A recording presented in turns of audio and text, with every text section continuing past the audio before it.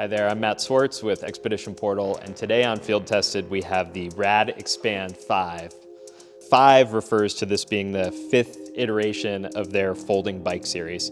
So this will fold in 2 places. This is a new one for me. I've never had an electric bike on the road when we travel. I've fallen in love with it really quickly. Not because I don't like to work, but having an electric bike it almost functions as like an auxiliary vehicle. So when we're traveling around in our full-size truck, having this electric bike means we can take short little trips, whether it's just for exercise or even to go get groceries, and we don't have to drive the large truck, which helps us save fuel, and there's a lot of benefits to that. This particular bike has some pretty cool specs. It's got these pretty beefy tires on it. The wheels are 15-inch wheels. It's got a 672 watt-hour battery, which is good for 25 to 45 miles of range, depending on how you're riding it, how much assist power you're using. It has mechanical disc brakes with 180 millimeter rotors, which so far have been pretty good for stopping power. Although with the 2 racks attached and with a lot of cargo, you're gonna have to drive the bike just like you would drive a truck that's fully loaded. It's not gonna stop on a dime. Frame is made of 6061 aluminum. It's a fairly lightweight yet stiff material. Overall, the bike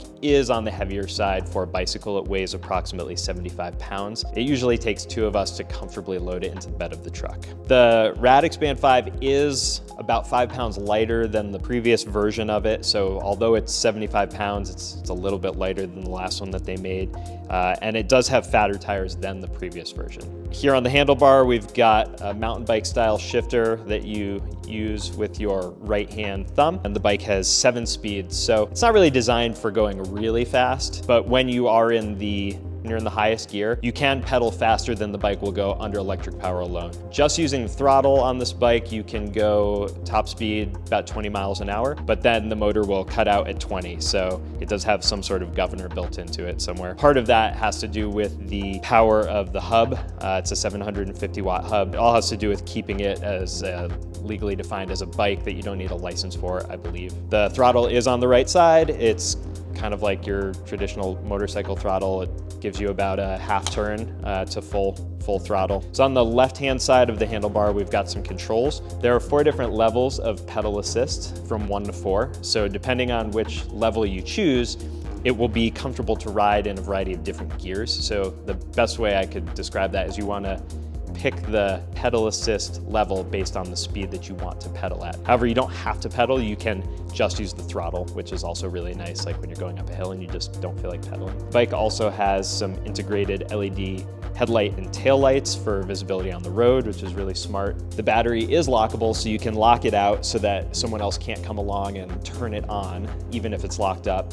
And you can also remove the battery from the bike entirely if you want to remove it for charging easier somewhere else, or if you just want to remove it to lighten the bike up if you want to ride it without the pedal assist feature. You could also remove the battery if it's raining and you don't want it sitting out in the rain. The wiring harness and battery are weather resistant, but they're definitely not rated as waterproof, so you wouldn't want to leave this out in the rain for extended periods of time. The 2 cargo baskets that are on the bike right now are optional accessories, so they don't come with it. Although it does come standard with the rear rack, the front rack is also an optional accessory, so those are both things you can add. But the cool thing about the Rad Power Bikes ecosystem is there's a whole variety of cool accessories that you can get. In addition to racks, you can get like running boards for the back end of the bike and a passenger seat, so you can have a passenger sit on the back end with you. I've also added a few small accessories of my own for my other bike, like this expandable water bottle cage, this bike bell, and I've also added a couple of extra lights for enhanced visibility on the road. And you can recharge it with your solar panels off-grid, which is super cool for those of you that have solar.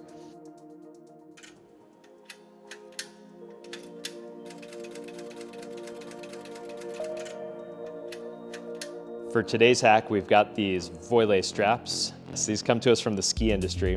So these are super cool and versatile, and they're inexpensive. You can get them from anywhere from like $10 to $25 depending on the length that you get. So they work really well for strapping a pair of skis together, but they also work well for just strapping anything together. So let's say you are preparing for the zombie apocalypse and you need to strap a tomahawk or hatchet to your bike. They're stretchy, so the items that you secure with them stay really solidly attached, like That's not going anywhere. In all seriousness, these are great for attaching things like water bottles to bike frames. You can use them for attaching things to your truck, maybe to molly panels. There's so many different uses for these, and they're so inexpensive. It's just a great item to have a few of them in your truck as a backup.